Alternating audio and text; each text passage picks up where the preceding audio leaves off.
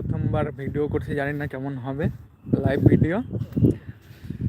তো প্রথমবার এলাম, তো এটা আমাদের কোচবিহার গভর্নমেন্ট ইঞ্জিনিয়ারিং কলেজ থেকে বেশি দূরে না, অবস্থিত। তো ভাবলাম কোথায় ঘুরে যাই, ঘুরতে ঘুরতে চলে এলাম আজকে। জায়গাটা খুবই সুন্দর, তারপরে আবার হাওয়া বইছে, আরও সুন্দর লাগছে। তোমরা এত সুন্দর ভিউ।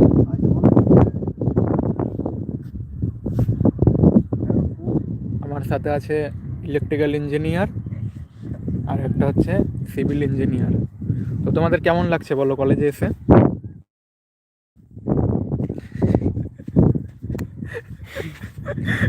বলো, একটু বলো কেমন লাগছে কলেজ এসে। দারুণ আবহাওয়াটা, দারুণ, এখানকার পরিবেশটা তো একবার মনোরম পরিবেশ, আপনারা দেখতেই পাচ্ছেন।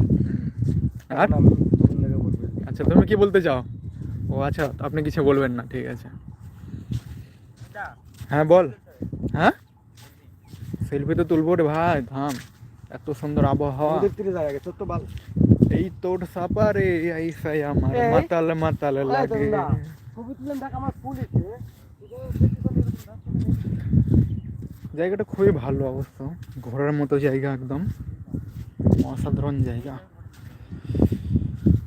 তোরসা, আগে ছোট সময় নাম শুনেছিলাম তেরসা তোরসা, তো আজকে লাইভ দেখলাম তোরসা নদী। অবশ্য জল এখানে নেই, জলটা একটু দূরে আছে ওই সাইডে, কারণ জলটা শুকিয়ে গেছে এই সাইডে।